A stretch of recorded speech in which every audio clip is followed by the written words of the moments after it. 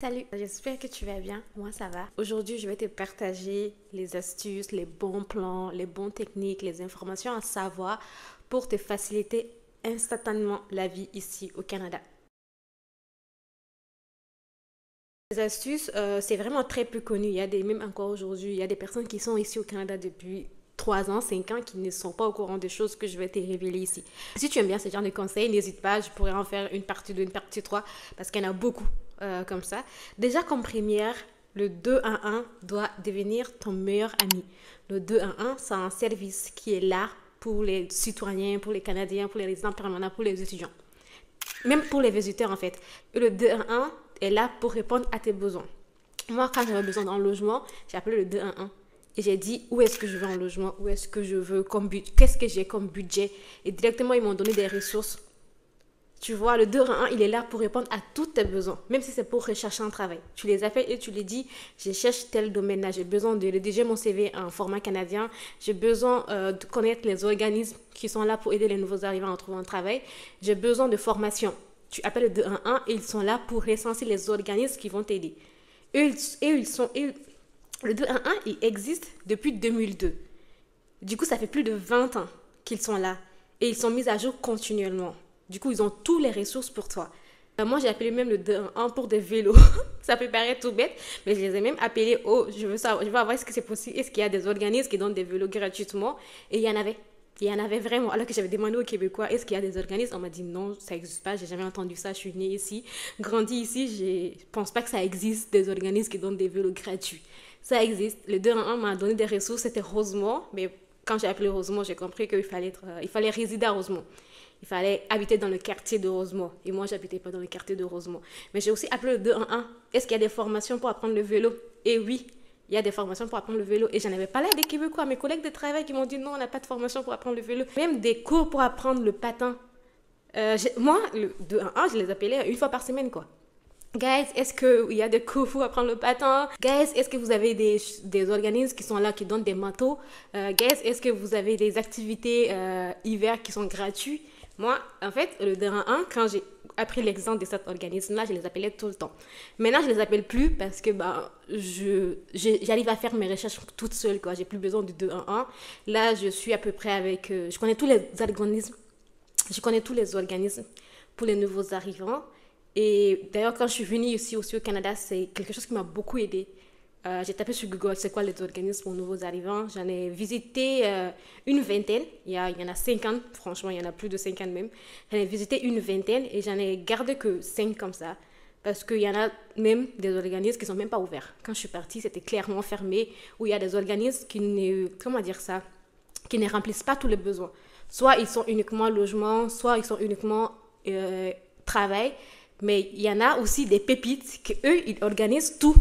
Mais vraiment tout, quand je dis tout, c'est tout. Du coup, j'en ai gardé 3, 5 et du coup, j'ai un dossier continuellement avec eux. Du coup, à chaque information, chaque mise à jour, chaque bon plan, chaque sortie. Du coup, là, j'ai plus besoin de 211. Mais si toi, tu viens d'arriver, que tu es nouveau arrivant, que tu ne connais rien, tu dois appeler le 211. Même les banques alimentaires, c'est le 211 qui m'en a proposé. Il m'en a proposé 3 à 4. Et en ce moment, je suis régulièrement une banque alimentaire. Du coup, c'était plus proche de chez moi et c'était plus avantageux pour moi. Avant de faire ton choix, tu peux tester plusieurs et après, tu décides de ce qui est le plus avantageux en termes de rapport qualité-prix pour toi. Du coup, n'hésite vraiment pas. Le 211, appelle-les, explique ta situation, ne sois pas gêné en fait. C'est vraiment pour toi, ils sont là pour ça, ils sont professionnels, ils ne demandent pas grand-chose à t'aider et du coup, laisse-les t'aider si jamais tu es dans le pétrin ou que tu as besoin de ressources. Sinon, pour revenir aux organismes pour nouveaux arrivants, je pense que le fait que moi j'en ai visité une vingtaine, je m'y connais beaucoup et surtout j'ai su... faire une liste des meilleurs quand même pour moi, mais ça dépend aussi des besoins. Mais si tu veux, je peux faire une vidéo sur ça, des 5 organismes que moi je peux recommander en tout cas, parce que je les ai testés. J'en ai testé une dizaine. Mais surtout que tout n'est pas opérationnel. Il y a des organismes qui sont là sur Internet, mais quand tu vas sur le lieu, tu vois que c'est pas du tout opérationnel. Du coup, Google n'est pas vraiment mis à jour sur ça, mais si tu veux, je peux faire une liste des organismes que moi je peux te recommander si jamais ça t'intéresse. Pour moi, c'est jackpot, ok? Du coup, moi, j'aurais adoré que quelqu'un me dise ça. Comme ça m'aurait fait gagner énormément de temps. J'ai passé 1 mois à trouver ces organismes-là. Et si je te donne ça en 10 minutes de vidéo, franchement, chapeau. Peut-être que tu peux me remercier en t'abonnant sur ma chaîne YouTube si tu n'as toujours pas fait, parce que ici, je parle vraiment de mon expérience. Je viens d'arriver, du coup, j'ai l'œil frais. Et du coup, tout ce que j'apprends, je partage. Parce que j'aurais voulu qu'on partage aussi avec moi, parce que c'est pas du tout facile tous les jours. Donc, des petits bons plans comme ça aide. Je reviens aussi à ces plans-là. Un jour, à la sortie de l'école, il était 21h, je devais rentrer à la maison et j'ai attendu le bus pendant 2 heures. Et le bus n'est jamais arrivé. Pourquoi? Parce que j'étais au mauvais endroit. En fait, je t'explique. Ici, comme tu sais, il y a tout le temps, peut-être que tu ne sais pas, mais il y a les nouveaux arrivants qui sont là, ils l'ont déjà remarqué. Il y a tous les jours des travaux au Québec, surtout à Montréal. Il y a tous les jours des travaux. Du coup, quand il y a un travaux dans un quartier, il se trouve que l'arrêt de bus va être déplacé. Sauf que ça, ils vont l'inscrire. Il y a un petit pancarte qui est là, qui t'explique comme quoi l'arrêt de bus a changé des lieux. Et il t'explique où est-ce que tu dois te situer. Sauf que moi, je viens d'arriver. Google Maps me dit que c'est ici l'arrêt de bus. Je patiente là-bas. Surtout que j'avais plus de batterie à la fin. Mon téléphone s'est éteint. Il faisait moins 20 degrés. J'avais hyper froid. Je venais d'arriver. Je n'étais pas du tout préparée pour l'hiver. Je peux te jurer que cette soirée-là, j'ai fondu en larmes. Parce que attendre 2 heures dans un froid glacial, en attendant un bus qui ne vient jamais, sans téléphone, sans rien du tout, en plein milieu de la nuit, j'ai eu peur. Mais vraiment, je fondu en larmes, je suis restée 2 heures et il y a 2 messieurs qui se sont approchés de moi, qui m'ont demandé qu'est-ce qui se passe en fait, parce que je pleurais en fait en plein rue quoi. Je les ai expliqué, ils m'ont dit mais en fait l'arrêt de bus a changé, tu vois pas ces pancartes là, c'est pour te montrer que l'arrêt de bus a changé, c'est genre à 2 pas d'ici. On peut te ramener là-bas. C'était juste à pied là. Ils m'ont montré le goudron. Et quand on est arrivé, ils ont checké leur téléphone. Et le bus devait venir dans 30 minutes comme ça. Du coup, ils m'ont proposé, tiens, nous, on a une voiture. Est-ce que tu veux venir quand on te dépose chez toi? Je n'ai pas accepté. J'ai dit, merci beaucoup, c'est vraiment très gentil. Mais je ne me voyais pas. Non. Sérieux, j'ai pas de famille ici. Si je disparais aujourd'hui, personne n'en saurait rien. Et non, je n'avais pas envie. Peut-être qu'ils étaient vraiment de bonne foi. Mais j'avais déjà attendu 2 heures. Alors, attendre 30 minutes, c'était OK. Du coup, ils sont partis, mais à peine partis, même pas 5 minutes, 10 minutes, le bus est arrivé. Et je suis bien rentrée chez moi cette journée-là. Mais voilà, la leçon à retenir, c'est que il y a des travaux partout souvent. Et quand tu arrives devant un arrêt de bus, regarde bien, est-ce que c'est le bon arrêt de bus? S'il y a des pancartes pour te dire que c'est un travaux, tu dois changer, OK? Ne reste pas comme moi pendant 2 heures de temps là-bas. S'il te plaît. Ne fais pas comme moi. Ce qui nous revient aussi à ma 3e point. Un jour, j'étais chez une amie. Elle est là, ça fait très longtemps. Et elle se plaignait de son forfait de téléphone. En fait, je vous explique ça rapidement. Quand elle a acheté son téléphone, elle a acheté son téléphone à crédit. Et à la fin de 2 ans, son forfait devait être réduit à, je crois, si j'ai bonne mémoire, 40 comme ça dollars par mois, uniquement pour les forfaits téléphoniques. Sauf qu'à la fin de l'abonnement, son forfait téléphonique n'est pas descendu. On lui a envoyé une facture pour dire que, en fait, on lui a envoyé une facture et le montant restait toujours le même, alors que normalement, ça devait descendre. Et là, elle a dit non, c'est pas possible. Et déjà, petite parenthèse, regarde tes factures, que ce soit, je sais pas, ton forfait téléphonique, tous les achats que tu fais ici, surtout c'est un paiement automatique. Pour elle, c'était un paiement automatique. Chaque mois, on prend l'argent, mais on t'envoie une facture. Moi, je ne regarde pas mes relevés de compte. Mais franchement, elle check ses relevés de compte. Elle check même ses relevés des payes. Parce qu'elle sait, genre, quand on va te payer jeudi, mercredi soir, on va t'envoyer une facture pour te dire que tu vas être payé et le montant où tu vas être payé. Moi, je ne fais même pas ça. Et c'est la raison pour laquelle j'ai passé 3 mois ici au Canada sans être payée. Je ne sais pas si tu t'imagines. Passer 3 mois, je pense que c'est 3 mois. Là, je n'ai pas trop la mémoire en date en compte. Mais sans être payée. J'ai travaillé tous les jours et mon patron ne me payait pas. C'était clairement de l'exploitation. J'ai déjà fait une vidéo sur ça. Je te mets le lien ici si tu veux. On peut savoir comment ça s'est fonctionné là. C'est pas le but de cette vidéo là. Du coup, je vais passer sur ça. Mais juste regarde tes factures. Là, mon ami a appelé pour expliquer la situation. Et là, la personne qui était au bout de fil lui a dit oh, c'est malheureusement la seule offre qu'on a pour vous. Je peux pas faire grand chose. Et mon ami a dit je veux parler au superviseur. Je l'ai regardé, j'ai dit ok. Elle a dit non, c'est comme ça que ça fonctionne. Parce que c'est vrai, elle peut pas faire grand chose. Je veux parler au superviseur. Et je peux te dire qu'elle a eu gain de cause. Mais elle a eu plus que gain de cause. C'est-à-dire, elle appelait, normalement, l'offre de base, ça devait être $30 parce qu'elle elle payait 40 et normalement, à la fin des abonnements, elle devait payer 30. Mais elle était tellement énervée, tellement en colère quand elle a eu le monsieur et qu'elle a même dit, je me souviens, j'étais avec elle, c'est moi qui lui ai balancé un peu cette idée-là. Je lui ai dit, dis que tu as des abonnés sur TikTok et que tu vas faire une vidéo sur eux. Et là, mon ami a dit, j'ai 10 000 abonnés sur TikTok, je vais faire une vidéo. Je vous jure, le monsieur lui a donné une excellente offre. Elle est passée à $20, je crois. Je n'ai pas bonne mémoire des montants exacts, mais je sais que même elle était choquée. À la fin de l'appel, elle a dit, mon Dieu, j'arrivais pas à y croire. Et même le montant qu'on allait la facturer, on l'a plus facturé parce qu'on envoie la facture à l'avance. Du coup, le monsieur lui a dit, non, vous inquiétez pas, je vais tout changer. On ne devait pas vous faire ça, c'est notre erreur. Résultat, quand tu appelles quelqu'un pour faire une réclamation et qu'on te dit non, c'est pas possible, demande à parler au superviseur. $20 par mois, ça coûte à peu près quoi? $200, $300. Du coup, elle a économisé ça en une année. Imagine si elle reste avec eux 5 ans, 6 ans. Et j'ai suivi son conseil, moi aussi. J'ai eu un achat, c'était avec Prime Video. En fait, je voulais prendre un essai gratuit, Prime Video. Sauf que je sais pas si c'est moi, je sais pas ce qui s'est passé en fait. D'un coup, j'ai vu que Prime Video m'a débité de l'argent, alors que c'était un essai gratuit de 1 mois.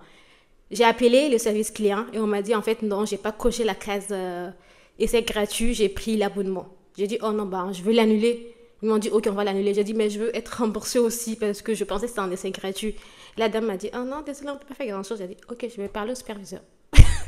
Je vais suivre le conseil de mon ami et ça a fonctionné parce que je l'avais pas utilisé aussi. J'avais pas du tout utilisé le service, je voulais juste être remboursée. J'ai appelé le superviseur, je peux t'assurer qu'on m'a remboursé. Il m'a dit on va t'en rembourser demain. Le lendemain, j'ai été remboursée. Et aussi, ça me ramène à ces points parce que là, on parle de Prime Video. Ça me ramène à un incident que j'ai eu avec Prime Video récemment. Non, ça fait plus de 5 mois. C'est plus avec Amazon. J'ai fait un achat de collants polaires. D'ailleurs, il faut qu'on en parle. Je ne sais pas si je suis la seule. Quand je suis venue sur le Canada l'année passée, tout le monde me disait, je ne sais pas si la lumière est bien ou pas. Tout le monde me disait que... Attends, je ne sais pas si j'ai une bonne lumière ou pas. Ok. Quand je suis arrivée ici au Canada l'année passée, on me disait que pour l'hiver, pour te protéger de l'hiver, tu dois mettre un collant. Moi, je pensais que c'était les mêmes collants que je portais dans mon pays, quoi, tout simplement. Sauf qu'en fait, non, il y a des collants polaires. Il y a des collants qui sont faits uniquement pour l'hiver. Et ça te change la vie. C'est pas du tout la même chose, ok? Du coup, achète des collants polaires pour l'hiver, pas des collants qu'on porte tous les jours. Je sais pas si tout le monde a l'info, mais moi, j'avais pas l'info. Donc, je partage. Et cette année, tu sais, voilà, cette année. L'année passée, j'ai passé toute l'année passée avec les collants que j'avais habituellement. C'est pour ça que j'avais tout le temps chaud. J'avais tout le temps des pantalons de ski. Je voyais les autres personnes mettre des pantalons normaux. Et moi, j'étais tout le temps en pantalon de ski. J'ai fait toute l'année d'hiver. J'ai fait toute l'année d'hiver de l'année passée avec des pantalons de ski tous les jours.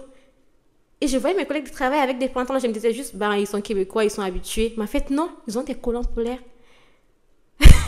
Je te jure, quand j'ai appris ça cette année, que c'était des collants polaires.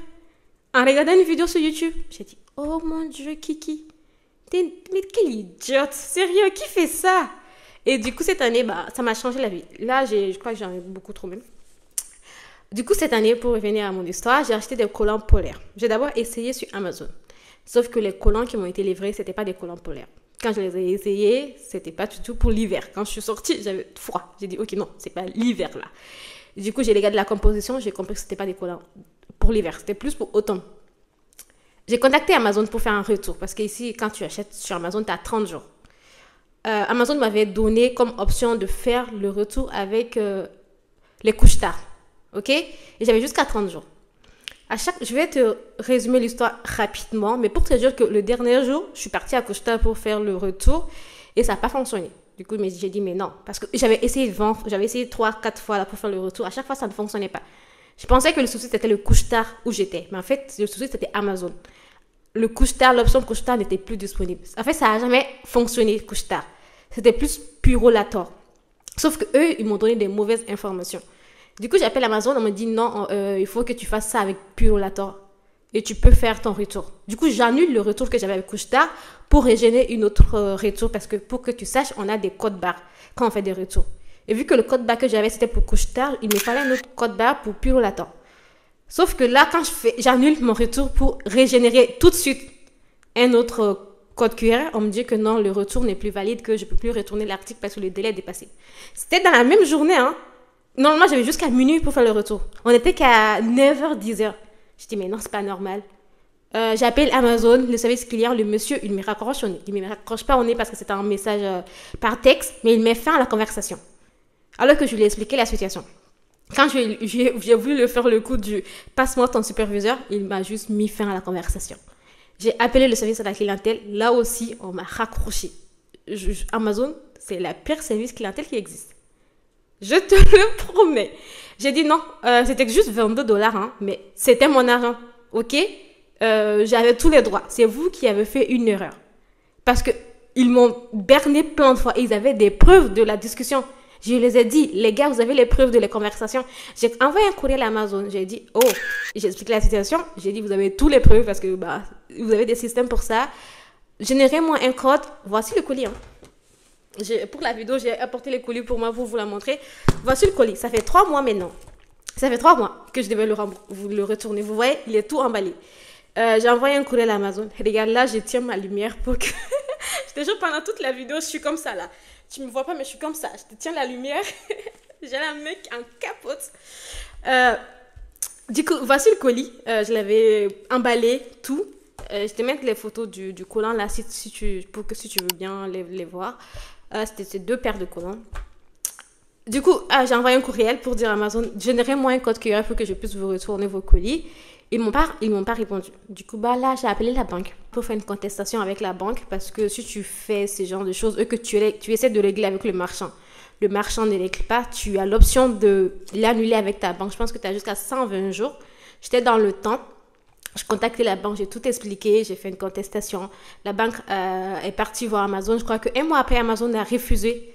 Elle a refusé ma contestation. La banque m'a envoyé un message comme quoi Amazon a refusé ma contestation. Si je vais aller jusqu'au bout, si jamais je perds gain de cause, je paye, non seulement je ne serai pas remboursée, mais je paye aussi les frais de service. Moi, j'ai les preuves avec moi, ok? J'ai dit non, je vais aller jusqu'à... Certes, c'est $22, je vais aller jusqu'au bout parce que c'est eux qui sont en tort. Et récemment, cette semaine même, la banque m'a envoyé un message pour dire, tiens, comme quoi ta plainte était fondée et c'est ton droit. Du coup, on t'a remboursé ton argent. Du coup, j'ai toujours le colis avec moi parce que normalement, je dois le retourner.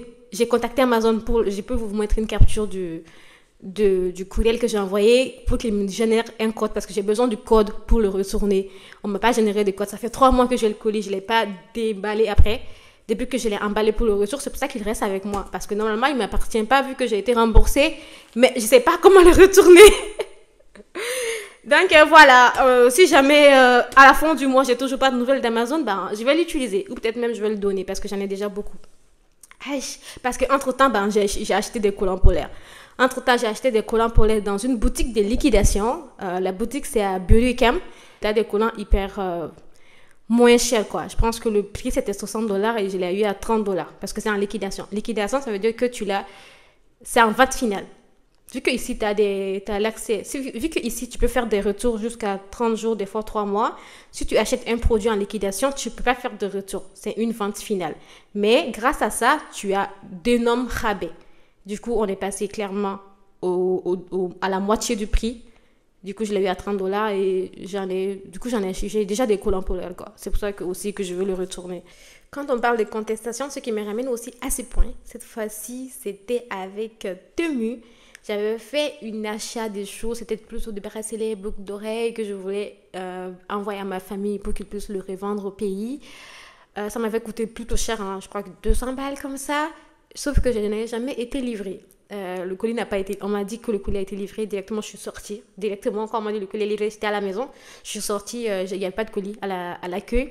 Le monsieur qui était à l'accueil m'a dit qu'il n'y a eu personne. Et j'ai contacté, j'ai dit non, j'ai pas vu le colis. On m'a dit attends 24 heures, il est cherché tout, peut-être que c'est en retard. 48 heures après, j'avais pas de colis. J'ai dit non, les gars, j'ai pas de colis. On m'a dit en fait, si, t'as été livré, c'est à toi de chercher le colis. J'ai dit mais non. J'ai contacté Canada Post qui m'ont dit attends, on va faire une recherche une semaine. Si une semaine après, on ne te revient pas, tu peux contacter le marchand. Une semaine après, Canada Post ne m'est jamais revenu. J'ai même porté plainte contre Canada Post pour ça. J'ai décontacté Temu. J'ai même appelé les flics pour ça. Mais c'était 200 balles là. Et Temu m'a dit non, on ne peut pas te rembourser parce que le colis a été livré. Ok, le colis a été livré. Envoyez-moi une preuve que ça a été livré. Envoyez-moi une signature. Envoyez-moi une photo. Envoyez-moi un truc tangible. Vous pouvez pas juste dire ça a été livré. C'est 200 balles, les gars. Et du coup, j'ai fait une contestation avec la banque encore une fois. Et ça a pris 3 mois, je crois. Et après, j'ai été remboursée. Mon argent a été remboursé. Du coup, je sais pas. Moi, j'étais très étonnée qu'un colis puisse se perdre. Je sais toujours pas où est passé le colis. Mais je te souhaite pas que ça t'arrive. Mais le français c'est difficile aujourd'hui. Je ne te le souhaite pas, mais si jamais ces genres de situations t'arrivent, savent que tu as des droits. T'as des droits et tu peux appeler avec la banque. D'ailleurs, quand j'ai appelé la banque, parce que la première fois aussi, Temu a refusé. Ils m'ont dit non, on t'a envoyé. Non, la plainte n'est pas fondée. La banque m'a envoyé comme quoi la plainte n'est pas fondée. J'ai dit, et que si je vais jusqu'au bout, je vais payer des frais financiers. Genre, non seulement je ne vais pas retourner, mais je ne vais pas recevoir mes 200, mais je vais aussi payer des frais. Je veux dire que là, j'ai quand même dit, ok, je vais encore payer des frais. Là, j'ai quand même un peu douté, mais je me suis dit, non, j'ai toutes les preuves de mon côté, hein, je vais aller au bout. J'ai rien à cacher, quoi. Du coup, j'ai appelé la banque m'a dit, vous savez, on travaille pour toi. On ne travaille pas pour Temu, c'est pour toi qu'on travaille. On est là pour tes intérêts. Franchement, ils ont fait du bon travail et après, la banque m'a dit non, tes doutes sont fondés, tu vas être remboursé. Et j'ai été remboursée, quoi. En fait, directement, quand tu fais une plainte, la banque te donne directement l'argent. Mais ils attendent aussi d'être, de faire des recherches. Mais supposons, tu fais un achat, supposons tu vois qu'il y a eu de l'argent qui a été pris sur ta carte de crédit. Je ne sais pas si tu le sais, moi, une journée, j'ai perdu ma carte de crédit, toutes mes cartes débit, crédit, étudiant, carte résidence, clé de la résidence, j'ai tout perdu. J'étais sortie une fois, j'ai pas compris comment. Je pense que j'ai une vidéo là, je t'ai mis la vidéo qui t'explique la situation. Et quand la carte a été perdue, directement, en fait, j'ai compris que la carte a été perdue quand j'ai reçu une notification de mon téléphone, de mon application qui me dit que je viens de faire un achat, je crois, 60 balles, 70 balles, je sais plus, faire un achat, que je viens de faire un achat, c'est Starbucks, j'étais là, Starbucks, moi. Depuis Palestine, j'ai boycotté Starbucks. Donc, qu'est-ce qui se passe? Directement, je panique, j'essaie d'ouvrir ma petite portefeuille et je vois qu'il n'y a aucune carte. Il y avait 0 carte. Et du coup, j'ai appelé la banque. Non, mais cette journée-là, j'ai eu tellement peur. Les gars, je suis pour gagner de l'argent. C'est que je ne dors pas la nuit. Comment ça, je vais dépenser 60 balles dans un restaurant? En plus, chez Starbucks. Non, j'ai appelé la banque m'a dit calme-toi, on va trouver une solution. Directement, l'argent qui a été pris, la banque m'a remboursé. Ils m'ont dit, on va faire des recherches. Et si on voit que c'est fondé, que c'est pas toi qui a détourné, parce que ça peut arriver que une personne peut appeler en disant, oh, j'ai pas fait cet achat, mais elle a détourné. Je sais pas comment ils se prennent pour faire des enquêtes, mais c'est une banque, ils ont des ressources. Du coup, après, tout ça pour te dire que je veux pas que la vidéo soit hyper longue non plus là. On va passer au point suivant très, très rapidement. Mais tout ça pour te dire que tu as des droits, ok? Et que directement, en fait, ça fonctionne. Si tu fais une contestation, directement, l'argent sera retourné. Ça fonctionne que sur la carte de crédit, ok? Ça fonctionne pas sur la carte de débit. Je pense pas que ça fonctionne sur la carte de débit. Ça fonctionne que sur la carte de crédit. Si tu as fait tes achats sur ta carte de crédit. Débit, je sais pas s'il y a des personnes qui sont au courant. Je vous laisse répondre en commentaire. Je suis pas sûre. Mais voilà. Directement, l'argent sera retourné en attendant qu'ils finissent les investigations. Et si tes doutes sont fondés, tu gardes l'argent. Mais si tes doutes ne sont pas fondés, on te prend l'argent et tu paies aussi l'intérêt de l'investigation. Genre, tu paies aussi le coût de l'investigation. C'est pour ça, c'est fait aussi pour que les gens soient honnêtes et qu'il n'y ait pas de mensonges, quoi. Voilà. Voilà, c'était quoi le troisième point? Ce qui me ramène aussi à ces points qui est important. J'ai les mêmes bottes d'hiver que ma pote. Les mêmes. La seule différence, qu'elle a acheté ses bottes à 50 balles, avec taxe, j'imagine 57 comme ça. Moi, je les ai achetées à 10 $. C'est la même chose dans la même entreprise. On a acheté à Ardennes. La seule différence, c'est qu'elle, elle a acheté à Ardennes au centre commercial. Moi, je l'ai acheté à Ardennes dépôt. La différence, c'est que les articles en dépôt, dans un dépôt Ardennes, ce sont des ventes finales. Encore une fois, ce sont des ventes que tu ne peux pas retourner. Si tu les achètes, tu ne retournes pas. Mais je peux t'assurer que mon amie, elle aurait adoré acheter dans un dépôt si elle avait su que ça existait, quoi. Elle a juste pas fait de recherche, elle est directement allée dans un centre commercial. La même chose, la même qualité. C'est juste que moi, pour moi, c'était en vente finale, je l'ai eu à 10 $. Donc, juste que tu sois au courant, tu peux faire des achats. Ardennes Dépôt, je pense que ça mérite une vidéo complète sur où acheter à moindre coût, quoi. Mais voilà, que tu sois au courant que ça existe. Petit conseil important quand même. En fait, je veux pas que la vidéo soit hyper longue là, parce que si tu aimes ces genres de vidéos, n'hésite pas. Je pourrais en faire parce qu'il y en a il y en a trop de choses à dire. Mais vraiment, du coup, fais partie de en commentaire, je pourrais en faire une. Mais petite info sympa, c'est que tu vas toujours te perdre ici. Pas toujours te perdre, mais tu vas forcément te perdre. Surtout dans le bus. Pose la question au conducteur. Des fois, tu as l'impression que tu prends le bon bus, mais tu ne prends pas le bon bus, ok? Demande au conducteur, est-ce que c'est le bon bus? Est-ce que ce bus va exactement à Saint-Urbain, Place des Arts? En fait, donne littéralement où est-ce que tu vas au conducteur. Et il va te dire oui, non. Parce que des fois, moi, ça m'est arrivé, je prends le bus nord alors que je vais au sud. Et je prends le sud alors que je suis censée aller au nord. Parce que c'est le même arrêt. C'est le même, en fait, ils sont en face, quoi. Ils sont littéralement en face l'un de l'autre. Et c'est comme ça. C'est ça, tu vois, nord et sud. Du coup, ils sont en face. Et moi, je suis pas du tout fan de l'orientation. Bah, ok, je crois que c'est le signal pour dire que la vidéo doit se terminer. Alors que j'avais vraiment des pépites à dire. Parce qu'il y a trop de choses pour te faciliter la vie. Il faut juste faire des recherches. D'ailleurs, la première chose que je te propose, c'est de t'abonner à cette chaîne YouTube. Parce qu'il y a des pépites ici. Les gens qui ont déjà vu mes vidéos, s'il vous plaît, confirmez quoi. Dites en commentaire. Aidez-moi à avoir des abonnés et faites un commentaire. Oh, abonnez-vous, elle fait des super belles contenus. Comme ça, comme ça, je saurai aussi que tu es resté jusqu'à ce moment de la vidéo. Sinon, j'en ferai une partie 2 avec plaisir parce que, voilà, je vois pas pourquoi je vais garder ça pour moi toute seule. Et sinon, prends soin de toi. Demain, c'est de l'Aïd. Je vais essayer de te faire monter la vidéo demain, mais voilà, c'est de l'Aïd. Normalement, je ne suis pas censée travailler demain.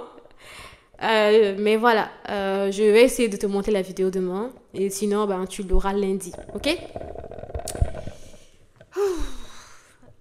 Là, je suis censée prendre ma miniature, mais... N'est-ce pas, ma miniature, elle est claquée. Je sais que ma miniature est claquée, même si tu le dis pas. Salut, prends soin de toi.